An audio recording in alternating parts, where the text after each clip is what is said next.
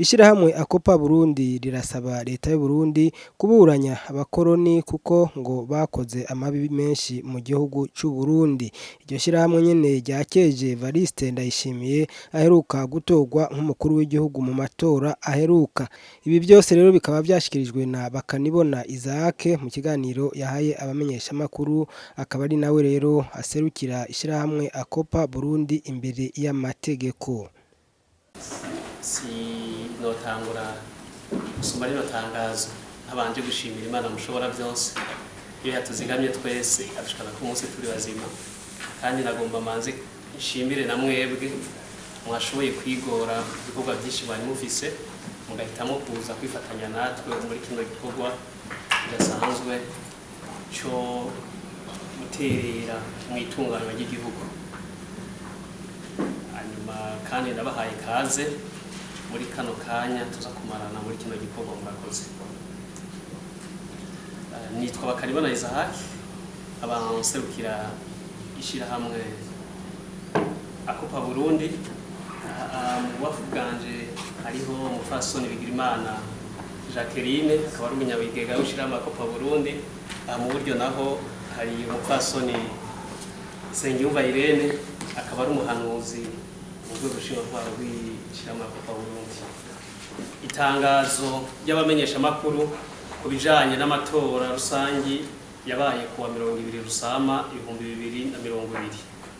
Ishirahamwe ryishinze guharanira gutsimbataza amahoro gushika ku mahoro arama mu Burundi, Akopa Burundi ni rimwe mu mashirahamwe yigenga n'amashengero 39 akorana no mu wigenga ujeje gutunganya amatora mu gihugu cyose seni muri kino kiringo c'amatora ya 2020.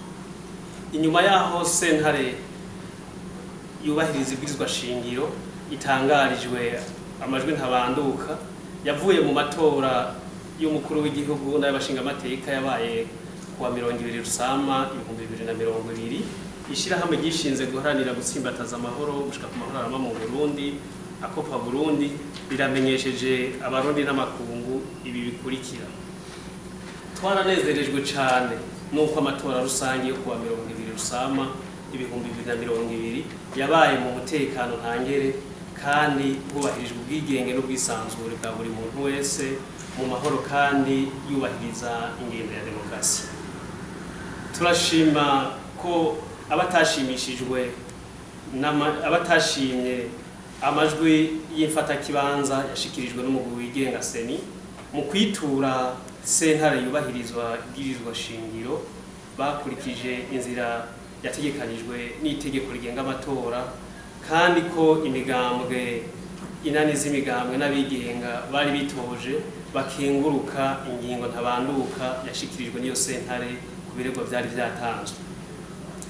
Ubutumwa bwo gukeza uwatsindiye ikibanza c'umukuru w'igihugu n'umugambwe CNDD akomokamwo ku ntsinzi batahanye mu matora rusange yo kwa 20 Rusama umwaka wa 2020 bashikirizwa n'imigambwe inani z'imigambwe n'abigenga bahiganywe mw'ayo matora birerekana neza ko ingendo ya demokrasi yamaze gutsimbatara mu gihugu c'u Burundi. Bose turabakeye. Ishirahamwe Akopa Burundi rifashe kano kanya kugira ngo keze vyimva mutima nyene cubahiro General Major Evariste Ndayishimiye aheruka gutorwa n'abene gihugu ngo arongore Burundi muri kino kiringo cyo kuva mu 2020 gushika mu 2027 hamwe n'umugambwe wamushize imbere CNDD-FDD ku ntsinzi baheruka gutahana.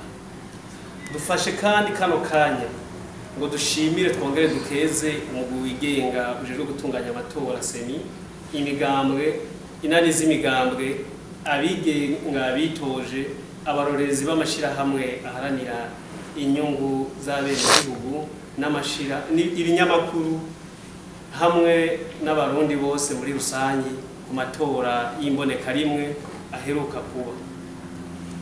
Mwarasubiye kwerekana ko mwigenga koko kandi ko muri imboneza z'amakungu mu bijanye n'intwaro ibereye. Murakoze.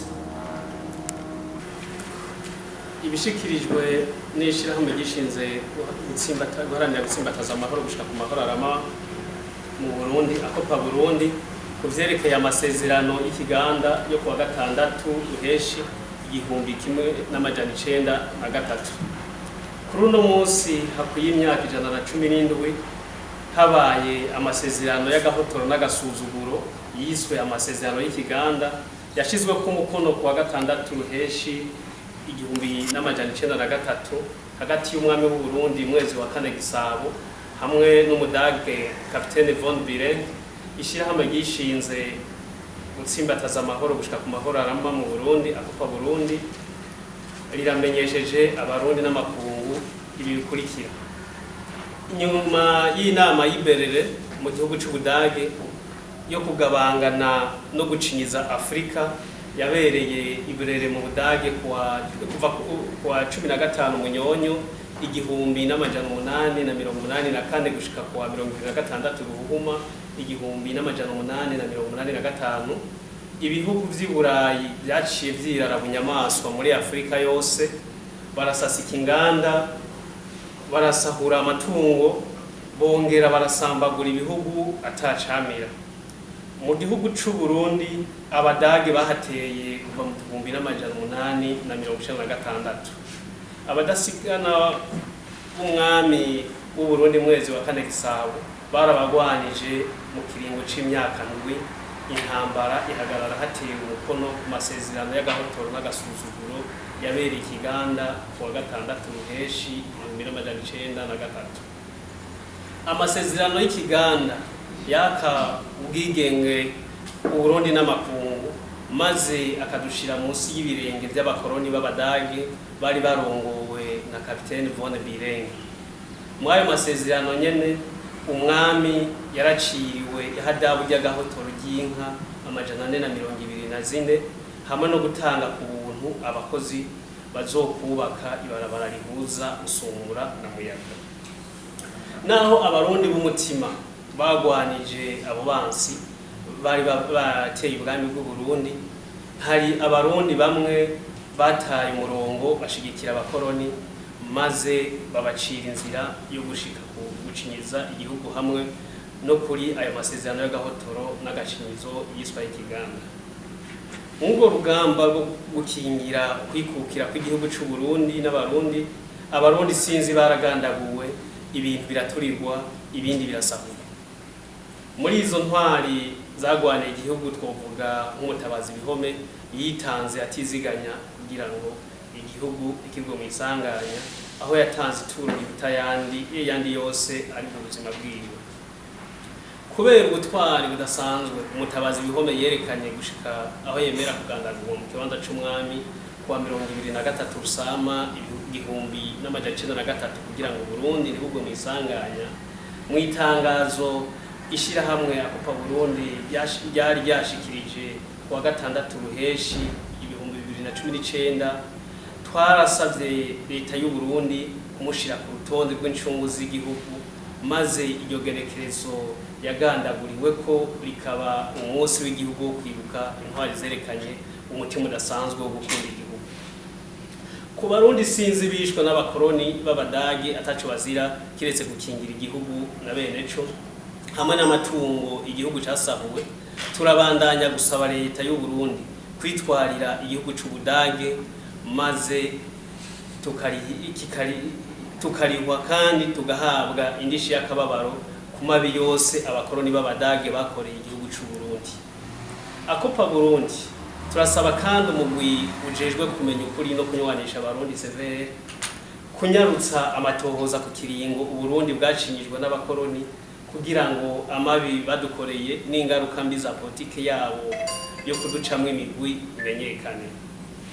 Ishirahamwe Akopa Burundi rirakenguruka cane ijambo ryashikirijwe kuwa mbere mu Kakaro 2019 na nyene icubahiro umukuru w'igihugu c'u Burundi, aho yamenyesha ko hagiye kubakwa icibutso c'umutabazi Bihome ku mutumba homwe wa komine Kiganda y'intara ya Muramvya, aho yagandaguriwe yiguza umwami mwezi Gisabo n'igihugu, kandi ko abagiye barerekana ubutwari budasanzwe mu kwigura igihugu bagiye kuza baritirirwa ibibanza bikomakomeye vyerekana ubwiza bw'u Burundi kugira ngo izo ntwari tuzogume tuzibuka.